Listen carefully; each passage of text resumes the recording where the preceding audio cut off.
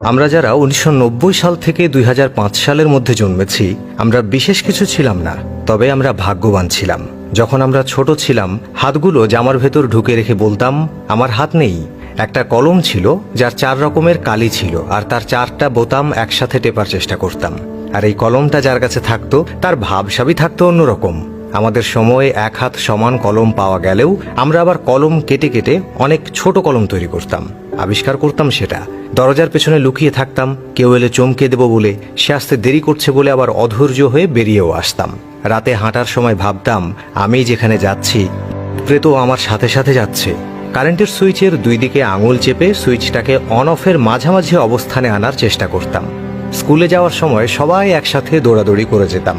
ক্লাসে কলম কলম খেলা, খাতায় ক্রিকেট খেলা, চোর ডাকাত, বাবু পুলিশ, উবু 10-20 খেলা। অনেক সময় স্কুল ফাঁকি দিয়ে কয়েকজন বন্ধু মিলে ঘুরতে যেতাম, আড্ডা দিতাম। আরও কত কি! 1 টাকার রঙিন বা নারিকেলি আইসক্রিম, হাওয়াই মিঠাই খেতে না পারলে মনটাই খারাপ হয়ে যেত। হঠাৎ আকাশ দিয়ে হেলিকপ্টার গেলে সবাই রুম থেকে বের হয়ে আকাশের দিকে তাকিয়ে থাকতাম। স্কুল ছুটি হলে দৌড়ে বাসায় আসতাম। মিনা কার্টুন দেখব, সিসিমপুর দেখব। শুক্রবার দুপুর 3টা থেকে অপেক্ষা করতাম কখন বিটিভিতে সিনেমা শুরু হবে। আর সন্ধ্যার পর আলিফ লায়লা, সিন্দাবাদ, রবিনহুড, ম্যাকগাইভার দেখার জন্য পুরো সপ্তাহ অপেক্ষা করতাম। ফলের গুটি খেয়ে ফেললে দুশ্চিন্তা করতাম, পেটের ভেতর গাছ হবে কিনা। মাথায় মাথায় ধাক্কা লাগলে শিং গজানোর ভয়ে আবার নিজের ইচ্ছায় ধাক্কা দিতাম।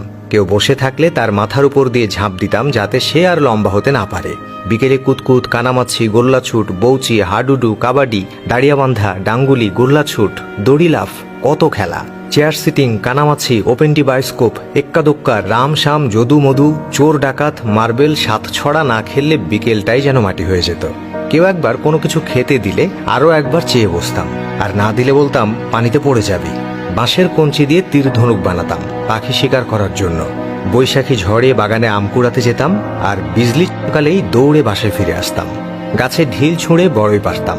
দল বেঁধে পুকুরে, খালে বিলে ঝাঁপ দিতাম। কেউ চাল, কেউ ডাল, কেউ আলু, কেউ বা মশলাপাতি দিয়ে ঝোলা ভাতি রান্না করতাম এবং সেগুলো মজা করে খেতাম। ভোরবেলায় দল বেঁধে শাপলা তুলতাম, নারিকেলের ডগা কেটে ব্যাট বানাতাম, আর সেই ব্যাট দিয়ে ক্রিকেট খেলতাম। এদিকে ফাইনাল পরীক্ষা শেষ হলে তো সকালে পড়া নেই। এত মজা লাগতো যা বলার বাইরে। নানু বাড়ি, দাদু বাড়ি যাওয়ার এটাই তো ছিল সময়। ব্যাডমিন্টন, ক্যারাম, লুডু না খেললে কি হয়?